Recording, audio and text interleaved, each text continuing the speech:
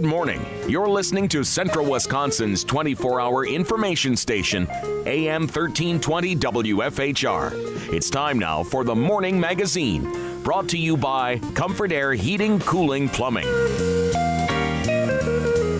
Now, with the Morning Magazine, here's Carl Hilke. Thank you, Jerry, and good morning, everyone, and welcome to today's show on AM 1320 and streaming live at WFHR.com. We also welcome our friends at RCCA Media. They are here digitally recording this conversation in high definition for rebroadcast later on Charter Channel 985 and Solaris Channel 3, which is in high def, or you can see it in high def 24 hours a day, 24/7 on demand at rccamedia.org. And why are they here, you're asking?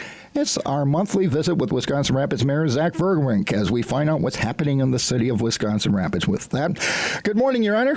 Good morning, Carl, and good morning to our listeners. Okay, so kind of a nasty night last night. I mean, a lot of lightning. I mean, it was like a close lightning. And was turned on the Weather Channel on the TV, and all of a sudden they're talking about Chicago, and then they moved up in Wisconsin Rapids, and they show our radar. Mm-hmm. Yeah, they're talking about a very strong thunderstorm, folks, in your neck. Expect frequent lightning. I'm going, no kidding. I just drove through it. Mm-hmm. And lots of rain. And lots of rain. Yeah, we just got an email this morning notifying us from Consolidated Water Power, which is the Verso subsidiary that oversees the dam operation, and they're putting us on notice that received over 2.8 inches at their station last night, and flow is currently at 18,000 CFS.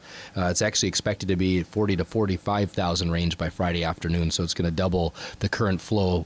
So we're going to have some flooding. Yeah, we're going to have a high river for a few days, and that's expected into early Saturday. Okay, well, I'm glad you got that. And so share that. Some people are monitor that very close, and to have a little bit of heads up is kind of nice. Yes, it is. I thank you for doing that. So if you just heard that, the river is rising. We got close to 3 inches of rain. It's going to continue to rise for the next several days. So if you live near the river, be aware of that and anticipate. I would anticipate closure of, say, the bike trail and the walking trail down by the river probably later today. Yeah, if not already. Okay. So, but that show you just demonstrated there. We since our great flood, as it were, we've learned some things from that incident, and now we have this system of communications where you as mayor just got an alert from an important utility saying, look out, it's coming. Mm-hmm. Being proactive is important for any situation, especially as they predicted only 2 inches of rain, and we got nearly 3, and so there's a big difference that can be had in our preparedness for any circumstances, small or large, right? And now we got wind, so we're probably going to have a lot of tree damage. Yeah, I know there were a lot of trees. I got some messages this morning from residents indicating, is this a tree that the city would take down, etc. And so we've connected those with the street department, with the city garage to take a look at. But I know there were a lot of branches came down and things with the wind, and there will be more, as you indicated, with the wind advisory this afternoon. Okay, so what should folks do if they have tree damage from this storm? Well, if it's on private property, it's their responsibility. If it's in city right-of-way, there may be something that the city may participate in, so to contact the city garage directly, and then the city garage may take a look at it. I don't believe we're going to do any early storm cleanup, but if there is a widespread need for it, the street department may be making some rounds to collect some of the tree limbs that have come down. Normally, it doesn't begin until April, and so I think if they have questions or people have large limbs that came down or something, and typically they place them at the street, they have to contact the street department and see if they're planning to do any routes. But at this point, people should retain them, at the side of their home or whatever, or take care of themselves, or wait till the scheduled brush pickup, which would be in the spring. Okay. Well, last night, let's talk about recycling. Well, and then I want to talk a little bit about Reggie. I want to get your reaction to a presentation which was also done recently to the village board in Buren, and so I want to get your take on it. But let's talk about recycling, because that was the highlight last time. And after our talk, Pam and I contacted our sister-in-law, who lives in Little Chute, and they have the type of system that we're looking at transitioning to, and we asked her, is there any problems or any big... No, because it's very easy. In fact, it's very convenient. And then we go, okay, that's nice to know, because she has some physical limitations and the like, and so that was why we were interested in her take on this. Sure. Yeah. So what happened? So 2 weeks ago, the Public Works Committee took up the issue of changing from dual stream collection to single stream collection, where we would commingle our paper and fiber with the rest of our recyclables.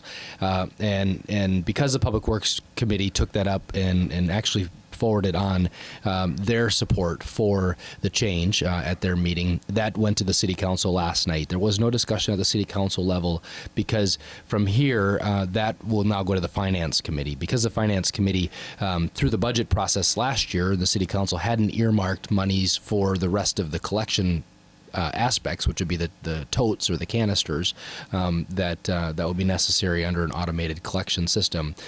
We do have a replacement fund for our equipment, like we do any other equipment in the street department. So there's monies allocated for the replacement of the recycling truck, and that's not a concern. It's more or less how are we going to finance the bins? And so there's a number of ways we're going to consider. There hasn't been a formal proposal issued on that, but that'll happen at the committee level, possibly in early April. There's a slight possibility that the committee dates will be shifted due to the election on April 5th. We moved the council meeting actually last night to the 14th of April, which would be the second Thursday, because of a couple of council members that cannot attend the meeting on the third Tuesday. But as far as the next steps, certainly watch out for, if people want to voice their opinion on this subject, watch for some meeting notices at the Finance Committee level as well as the council. But we know at this point the council meeting will be the 14th of April at 6 p.m. at City Hall, which is the second Thursday. And if folks have concerns or want to even voice their opinion in support, certainly able to do that at the committee level and at the council level. Okay, so basically it's past its first hurdle. Now we have to go to finance, because they are going to be financing this. Correct. And then it comes back to the council for final action. That will be next month. Exactly. And we do have 96-gallon totes as well as 48-gallon totes at the entrance of City Hall, at the lobby, inside the lobby, I should say, so folks can come in, maneuver the carts. They're full of recyclables. I recorded a short video yesterday afternoon indicating that they're available for folks to come and take a look at. So we encourage residents who have concerns about the size, or as you said, if there's limitations and you want to maneuver them. And frankly, they're a lot easier than carrying some bins out to the street as we do today. And so I think residents will be pleased as time goes on as we introduce this system. Well, and I would encourage residents, too, if you know someone who lives in another community. I think we're one of the few communities that still does it this way. Very, very true. I mean, most everyone else has gone to, this is Little Chute, Wisconsin.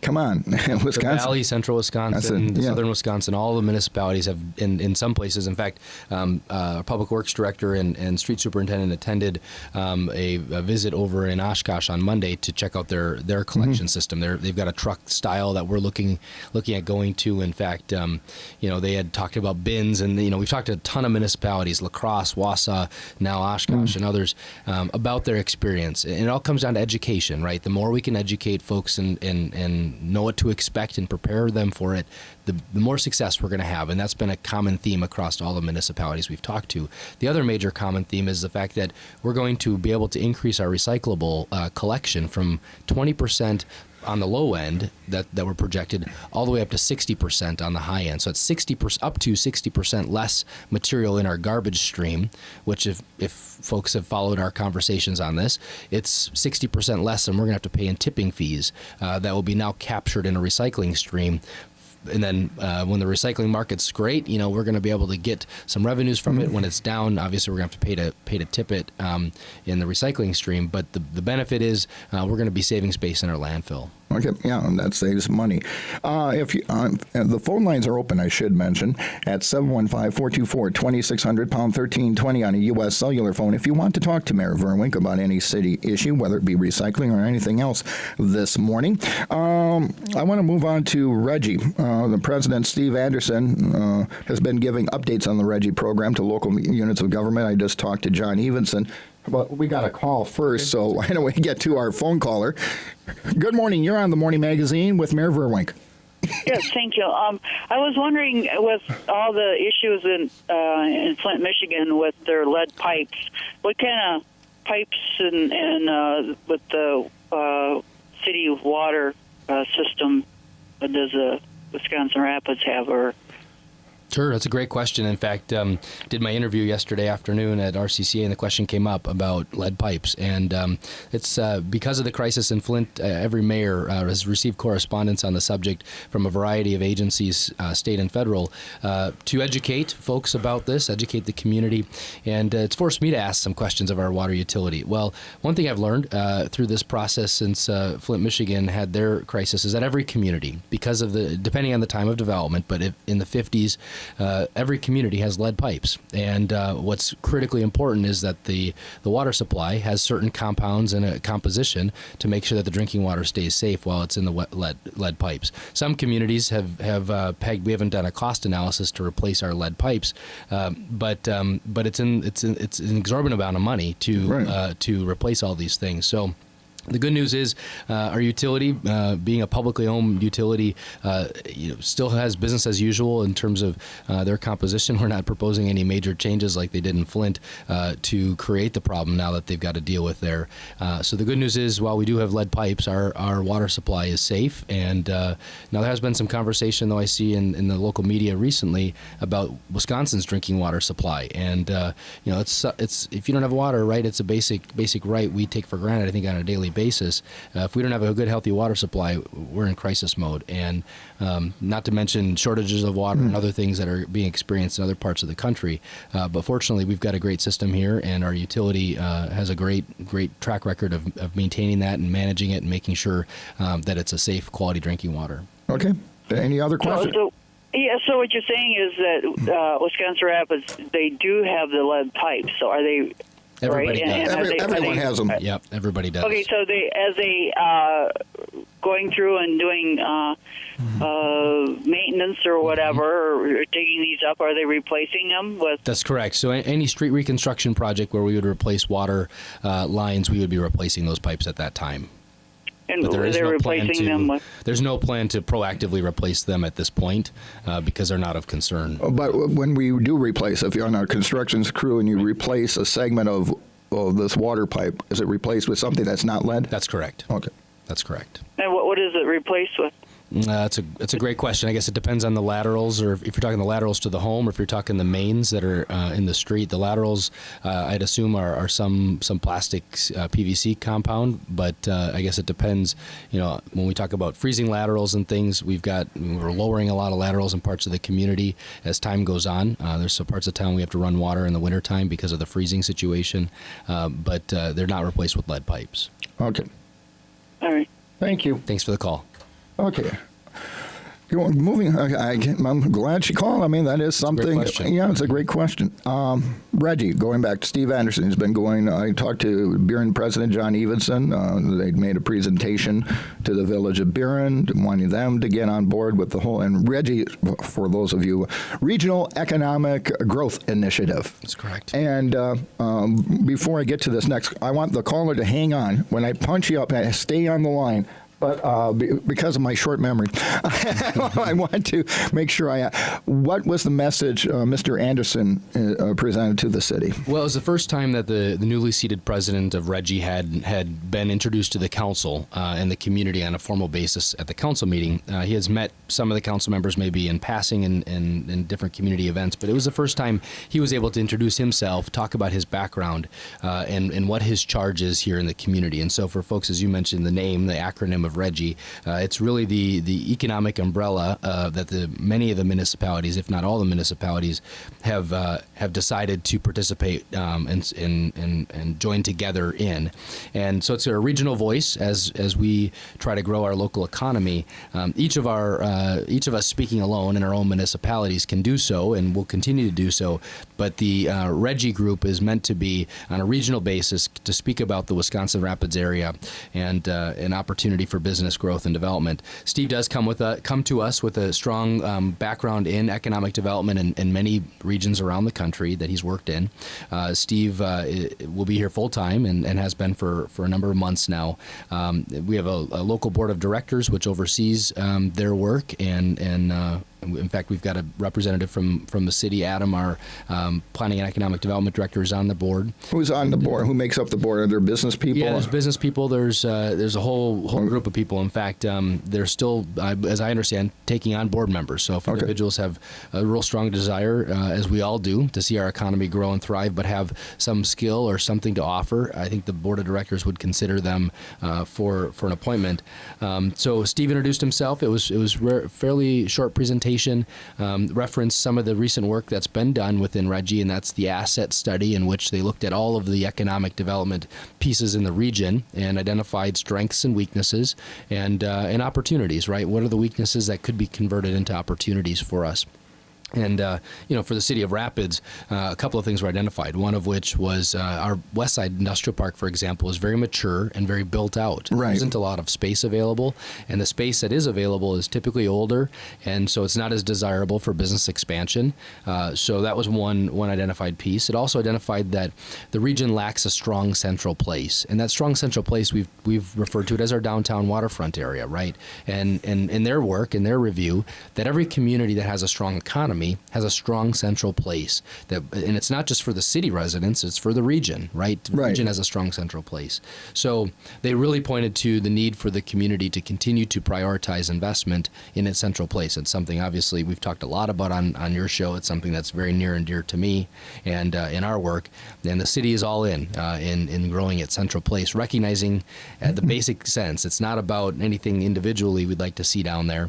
It's a matter of our economy depends on a strong central place, and it's something we had at one point in our history, and we hope to continue to build as we go forward. Okay, and how can folks, if they want to learn more about Reggie or contact Steve's office is in the lower level of the Chamber of Commerce, so Steve can be reached there, right at the Chamber, right off of Lincoln Street in the Expressway, and so his office is there. He's working out of that location at this point, and Steve's willing and able to. I introduce him to business owners and business people all the time. So if someone has a growth opportunity or has a challenge even, and Steve's expertise and resources, he's been working a lot at the state level. Obviously, there's a lot of resources that we've tapped. Some of the resources we've tapped into, but there's a lot more on the economic development spectrum that Steve has been working with state leaders on. And so obviously it behooves us to take advantage of those resources here as we continue to grow our economy. And with that, I thank the caller for waiting. Your question or comment for Mayor Vruwink? What I want to know is back onto the recycling. I live alone, and I get around with a walker. Mm-hmm. Now, this is going to be a 95-gallon container that I've got to try and push around to get out there every week. You'll have the option for a smaller cart. Yeah, you and I are in the same boat. I have a one-stall garage, and I live alone. Now, my mobility I have, I suppose, but there's an option for a 48-gallon cart, which is much, much smaller and easier. Both are easy, but this one is a little bit easier to maneuver.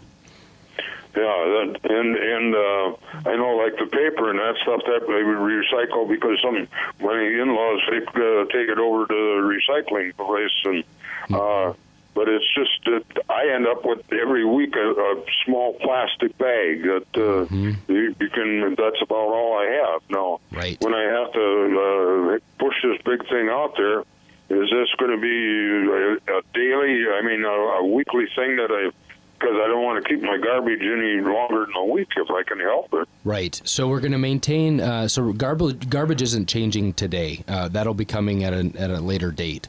But we're focused on just recycling at this point.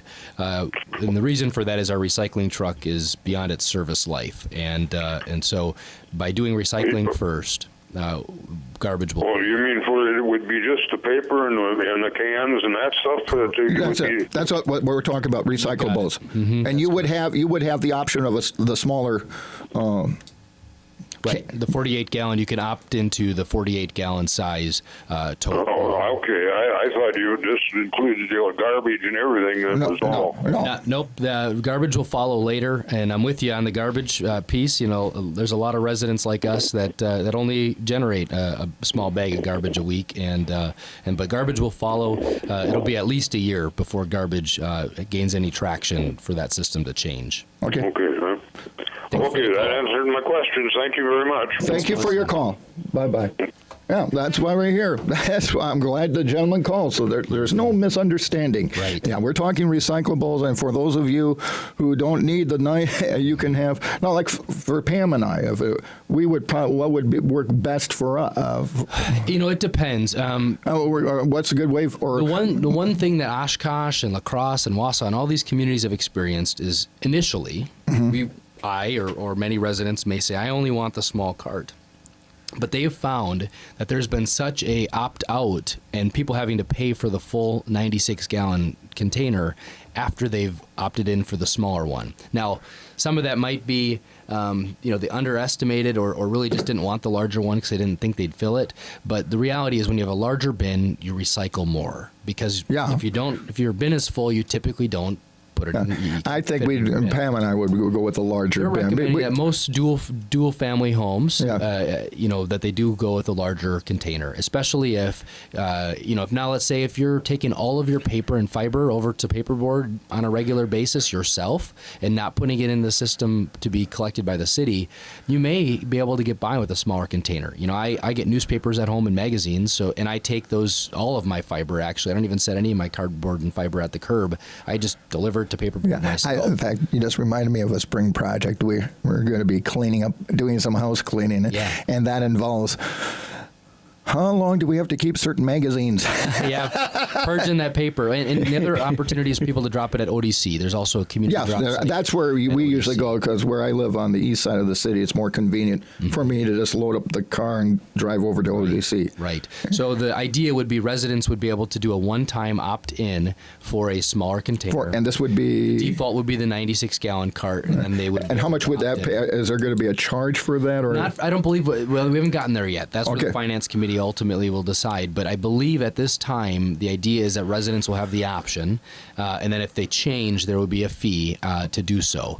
Because then what's the city going to do with that's an economic incentive. You might as well go with the larger one if you can, unless you got some physical issues. Physical limitations or space in your garage, we're hearing. That's one for me. It's a tight garage, right? And so you don't have a lot of space, especially if and when we go to automated collection for our garbage. That if you've got to store 2 containers in your garage, you may, if you're even a 1 or 2 family home, you may still be able to get by with a smaller container. All I know is my recycling bin, and I still have the original one, it's on its last legs. You're lucky to have one. I never got one. It's on its last legs. I pray every time I send it out there, and on a windy day, I'm really worried. Yeah, we're in rough shape around town. Yes. We got to take a quick break, and then we'll be back with more, and you're invited to join in the conversation, as folks have this morning at 715-424-2600, pound 1320 on a U.S. cellular phone. You're listening to a conversation and a Wisconsin Rapids Update with Mayor Zach Vruwink here on the Morning Magazine. It's our monthly update with Wisconsin Rapids Mayor Zach Vruwink. He's here for the entire program. And we're talking everything about what's going on in Wisconsin Rapids. And we got a call. So let's get back to the calls. I like this. This is good participation. I like it when people are asking the questions of you. Okay, you're on the air with the mayor. Good morning, Mayor and Carl. I have 3 things that if you could address for us. Where the nuisance ordinance is, where the membrane garages are they still being asked to be removed? And what was my third thing? Well, I guess I've forgotten it, and I'm not able to write it down. So I'll listen off the air, guys, on these 2 issues, and I thank you. Okay.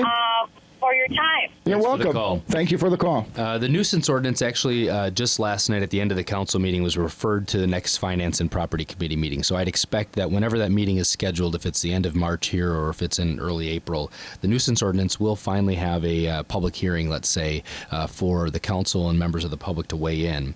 Just for some background for folks, the nuisance ordinance has been talked about in our community now for well over a year. The nuisance ordinance is meant to really deal with the chronic nuisance complaints. So let's say multiple calls for service from the police department on a given parcel or an address that just seem to be chronic in nature. They're not going away. They're very similar in nature.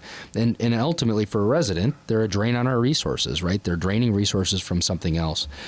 So that's in effect, the chronic nuisance in a nutshell. It's geared toward both commercial properties, so different establishments, as well as residential properties. And so there are thresholds in effect that when a complaint volume gets to be a certain point, it meets a chronic sort of definition. The city of Wausau and actually the Fox Valley have very robust chronic nuisance ordinances, and I think they've been successful. Obviously, they're challenging to enforce sometimes just because of the nature. If they're chronic, they're problematic and can't necessarily be remedied overnight. But the good news is that was referred by Alderperson Kellogg last night to the Finance and Property Committee meeting, and I'd fully expect that would be on the council agenda in April, hopefully for adoption.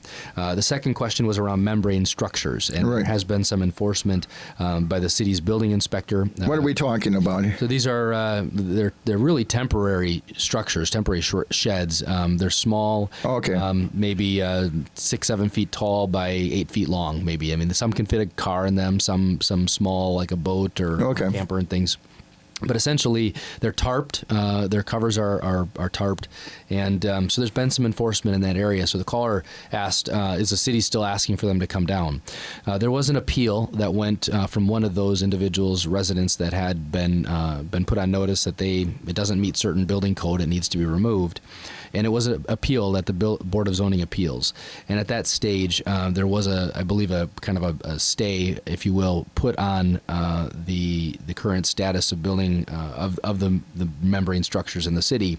What's unclear, though, is what the next steps are. And I know the zoning administrator, the director of planning and zoning, is working through kind of what the next steps and recommendations are. The city council may be weighing in on this issue, but we're awaiting the sort of staff report and recommendation following the Board of Zoning Appeals decision on the one appeal that came before them. So that I don't really have much more of an update beyond that, but to watch the meeting notices and certainly contact the Planning and Zoning Office for specific information. Okay, let's get back to the phones. We have people that want to talk to you. You're up next. You're on the air with Mayor Vruwink. Good morning, gentlemen. I have a couple questions. And also a comment. There was a gentleman that asked about the recycling and said how, he had just so little to take out and stuff. And I guess I have to say that I hope that that's an opportunity for our neighbors and our community and stuff to, pitch in. I know we know that our neighbor next door, elderly, doesn't have very much recycling, and that's just another opportunity for us to be friendly and, to pick up her recycling and, add it onto the top of ours and stuff. And good take point. It out. That's so, great. That's great. Very neighborly. Also, I noticed in the newspaper there was a little bit of information about possibly a new dog park. Mm-hmm. And I was curious for more information on that. And I would also like to say there's been some in the past about parks and dog walking and things like that and dog waste and wondering, there's definitely like signs on some of the little hanging garbage cans that say no dog waste. Mm-hmm. And if there can be, I know I've seen some different communities that have had, specific things for people with dogs to be a more dog-friendly community. So can you address some of those? Absolutely. Okay. All very good points, and I'm glad that you raised them. There's a number of them I'll touch on. The first of which, definitely thank you for your willingness to help out your neighbor. And I agree that, if folks see somebody that may be in need, certainly lend a hand. The other piece related to the dog park, there was a proposal from the Heart of Wisconsin Leadership Program that came before the Airport Commission for a preliminary discussion about potentially using some airport property for a dog park. Yeah, as a background, this year's leadership class, that's one of the things they've been looking at. Right. So the group assembled around that idea, and so a number of reasons why that property was identified. First of which, you cannot build structures on it, so it'll never be developed in a way that will ever intrude the flight path, because it's actually at the end of one of the runways. The other idea is it's very sandy, and it's a large parcel. It's as large or larger than our existing Wisconsin Rapids dog park. And because it's sandy, a big complaint that users, maybe you yourself, notice that our dog park is very wet a lot, even in wet times. Well, this is the wet side of the river. Yeah, exactly, and it's not ideal. We haven't gotten anything further really than just a preliminary introduction of the idea on the site. Now there are some some hurdles with that site, and we have to talk to the FAA, the Federal Aviation Administration. So there's potentially a long road to hoe on that, but our airport manager is now looking into the potential of us using that as a potential site. And if you're interested in that group's information, contact my office and I'd be happy to connect you with them. They're always looking for more support and more people to assist them in their endeavor. They're also looking at some alternative sites just in case that doesn't pan out or becomes too long term. We haven't weighed in on whether or not we're going to close the existing dog park or any of that. That's too preliminary at this stage. But we're very excited that there's a group that wants to have a really world-class and a destination dog park as other communities have. And I think to your point, having and promoting a place where people can have good places with their animals is important, and it's a good quality of life attributor.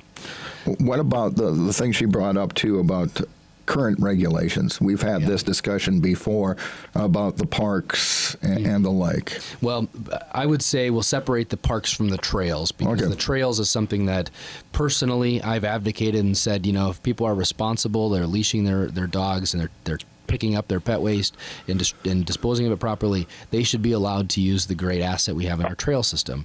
Not everyone agrees. I will say that. I do hear from people that disagree with me on that. But as somebody that bikes and runs, and if people are responsible on the trail, as people I've run into on the trail, I mean, they sit their dog, or if you're coming, they're not taking up too much of the trail and that sort of thing. But being responsible, I think they should be able to use the trail just like the rest of us. So that issue went to Park and Rec, the Park and Rec Commission, and I don't believe it's been fully settled. We did discuss installing pet waste containers at various points along the trail. I've seen that in other communities. Yeah, it's a great, it encourages obviously good behavior. And as I was talking with someone yesterday about the need for trash pickup along the trails, it's all these nudges. It's just encouraging people that if your dog, you goes to the bathroom, you pick up the waste and you dispose of it properly. It's responsible citizens should do that. So it hasn't been fully settled. I don't believe the Park and Rec Commission is going to make any drastic changes with pets or dogs in parks per se, because of the playground equipment and some of the other reasons. Of course. But definitely the trail system, of course, all of our trail expansion plans along the riverfront on the East Bank, we want to make sure that we're promoting a wide variety of uses of that trail, and that includes people that are responsible pet owners. Okay. Did that answer your questions? I think so. I would like to see there be, like I said, the specific kind of waste receptacles for dog waste, and maybe even a project to have bags and stuff available. I know that there's projects and stuff out there for people to just kind of reuse bags and have that out there. Okay. But thank you so much for your time. Have a great day. Thank you too. Bye-bye. Goodbye. Okay, some good questions today. I like that, gang. Keep it up. 715-424-2600, pound 1320 on a U.S. cellular phone. We'll get you on the Morning Magazine with Mayor Vruwink. Welcome back to the Morning Magazine. We've been visiting, getting our Wisconsin Rapids update from Mayor Zach Vruwink. Let's talk about a home along the river. It's been for sale for some time, and some of us have been inside. There have been some events held to show it off. I know the Heart of Wisconsin Chamber of Commerce held a business after hours a year or two ago there. It's a beautiful thing. And La Chateau now is going to be a bed and breakfast. It will be. And many people had said that would be a great bed and breakfast. It just required the right person with the right vision and the right ambition. And the City Council last night took up the Planning Commission reports, and we approved it on our Planning Commission level to allow a conditional use for Le Chateau or La Chateau, the Manor bed and breakfast, which is one of the Arpin houses, the Queen Anne, next to the old mortuary up on First Street.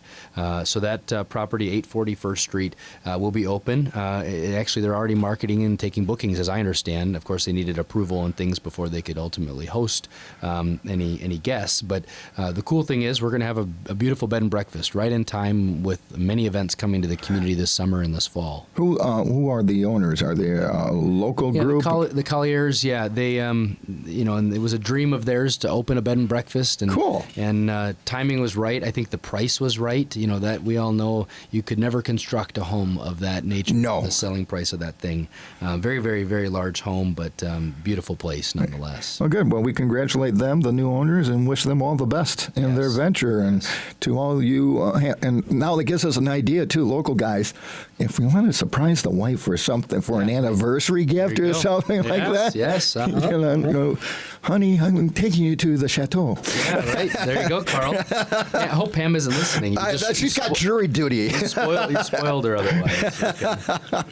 Okay, the other one. And we've been talking about a need for a sports store of some kind in this city for, I don't know, forever. Yes. And now we have one. MC Sports, and based on the documentation I've read, they're putting like some $400,000 into the old Staples building. Yeah. Are they leasing it or are they buying it? What's the... Well, it actually went through foreclosure or some proceedings where it actually ended up being sold. The property did. Makes sense after you lose a major tenant of Staples, that the property owner decided to, do whatever they did with it. There are new owners of the property. They're from New York, and so in our efforts to bring a sporting goods retailer to town, knowing that there was a long history of leakage where folks were spending outside the community in that area, MC Sports saw a major opportunity, and so we don't have any restrictions against them carrying any firearms and things, so they will be carrying firearms as well in their property. It's going to be a large store. Golf, baseball, everything. Yeah, and as for many of us that have been to their stores, or even in Plover, for example, Plover's a little bit smaller. They don't, I believe, carry rifles and things, but this store will. And, so we'll finally be able to buy kayaks and other things in town that we hadn't been able to buy before. So pleased to welcome them to the community and obviously take a major vacancy off the market. The Staples building is a behemoth, right? 30-some thousand square feet. And the longer those things sit vacant, the harder they are to fill long term. What's the timetable? Have they given a timetable? They haven't formally given any timetable. In fact, they haven't even formally made an announcement, but the newspaper originally reported it, so of course we can talk about it. And the permits have been pulled. We expect it'll be about 3 months for them to complete their construction. It's well over $400,000. That was just some of the permits for the construction. So they're sinking a good sum of money in that building to bring it to life. Well, yeah. I would imagine they have to make it fit their standards and their needs for all the different departments that they have in it. Correct. And also since the building's been vacant for a while, there might be some maintenance issues as well to the building. Exactly. But one less vacancy on 8th Street, which is a major thing, especially as we bring lots of visitors to the community throughout the year. Speaking of visitors. Yes. When visitors come to a community, they may need transportation. Yeah, right. Okay, let's first talk about a new cab service. Sure. Well, there are 2 cab-related items on our agenda last night, one of which was a gentleman, local guy, has decided to start his own taxi cab service. This isn't a Uber? It's not. Nope. Rapids Quick Cab is the name of the service, and he's just launching with 1 car at this point. It will not be a part of our shared ride taxi service, which we contract with River City Cab for, but he sees a market opportunity, I believe, and has decided to start his own business and is going to be launching that as of, effective last night he could, following our approval. Okay. That begs the question, and you and I were talking about it during the break a little bit. Is this something that the council is going to need to address or take upgrading or updating city regulations related to cab services in the era of Uber and other services? And like, for instance, we're going to have international visitors coming here for the International Water Ski Show.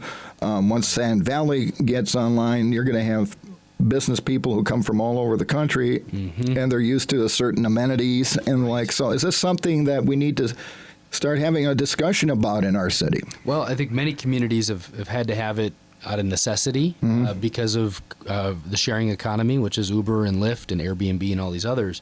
And some of our regulations do allow for it, right? I think the taxi, looking through our ordinances on this, I believe the process is clear that they have to file for a license now. The state has preempted a lot of municipal authority in this area in recognizing or licensing Uber and other drivers on the state level. So to some degree, there may be some local jurisdiction yet, but in many cases, the state has preempted just recently any sort of local control on this issue. So I don't know exactly, I didn't follow the state law too closely, but I know that there were some state bills passed that governed, in fact, it made places like Madison upset because there's a large taxi cab service there, or many services, I should say, that were very upset with the state's deciding to say, well, we know best, and Madison or the city of Madison or city of Rapids, you don't know any better than we do. I'm going to vent here. This is why I say I don't care if it's an R or a D by name. They all, when it comes to the state government, they seem to think we know better than the local communities. Right. It doesn't matter. It don't matter.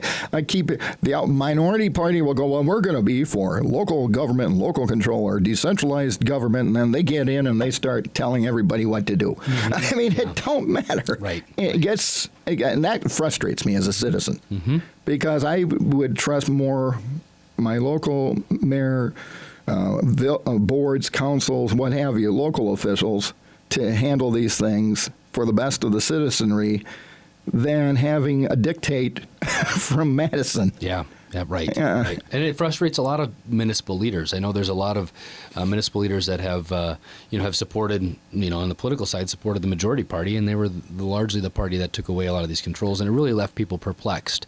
Saying, okay, let's talk. The majority party in this state, the Republican Party, has traditionally had a philosophy of government closest to the people is best. Right. The government is not good. And that local government is better. And now they're acting like the people they criticized before and handing down mandates. Right. And then they're not funded. Yeah, right. And the locals are left to look around and say, well, here, I guess we've got to deal with it.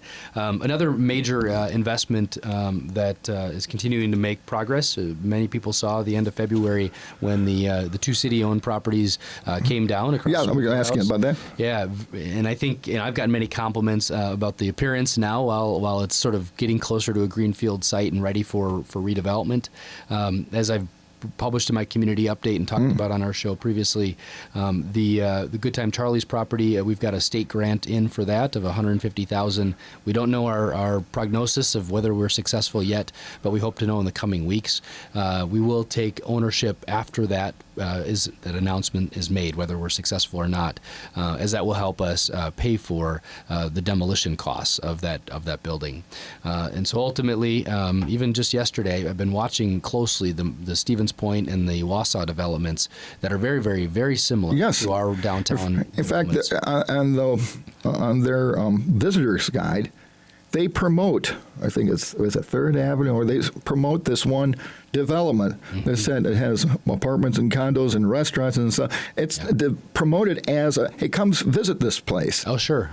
It's in their visitor guide. I believe that. And it's this. And when I saw the description, I'm going, well, that sounds like what the city is looking at. Absolutely. There's many similarities. One announcement that the Stevens Point just made earlier this week, and actually I think took action last night at their redevelopment authority, of a local developer who saw the vision and sees the opportunity. And so they reached out and said, hey, tell me more about what I'm hearing in Wisconsin Rapids. And the good news is they want to be included in when the city does publish the development for bids. So the good news is there is interest, and our housing study will be finished in a couple of weeks.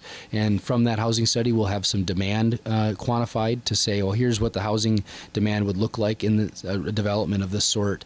And then we can package all the financing opportunities. There's the local TIF. There's also some state and federal opportunities that will help finance a major redevelopment to really make it something that's going to be a pretty large-scale development in our recent downtown memory anyway. But I think what we're learning is there are developers out there that are looking for these type of opportunities. Yeah. Borrowing costs are at historic lows. That's what a local businessman told me, why this is happening, because I asked him, why is this going on right now? Yeah, opportunists are seizing the moment and definitely taking advantage of the low interest rates. And we obviously, as a municipality, from a redevelopment standpoint, want to capitalize on that too, because interest rates at some point in the future will likely increase, and so the cost of doing these projects will go up. And since you control the site, you can control what type of development goes in there. Exactly. So it fits the community. Yeah, we can tell them from things like, hey, these are the wages that we hope that you would pay. Here's the type of contractors, local contractors maybe, that we hope we'd expect that you hire if it's not a local developer. And all those components are under the city's control, which really puts, really maximizes the true potential of that site. And then having competition from different developers who go, I want to know, Your Honor, when the bidding process begins. That's always good, too. Exactly. Yeah, it shows that the market, there's opportunity here in the city, and we're pleased to be taking the steps to promote it. Okay. Anything else with regards to that? I guess you're continuing to pursue the Four Stools and Giebert building? That's correct, yeah. There's some work underway yet, and still the county annex. We remain in conversation with the county. As the county moves across the river, some of their offices and consolidates in the river block, there's impacts related to parking. So we keep an open dialogue with the county, and happy to work with them on that, because there will be impacts, right, of any of these developments. Well, wouldn't this be a good time to address what has been a continuing issue, downtown parking? Right. We have a surplus of parking today, right? But the parking lots we have are in terrible condition, and so a win-win-win could be the county's need for parking, our need to reconstruct, and then make available some of these lots on off-peak usage when other users may not need them, which would be in the evenings and weekends.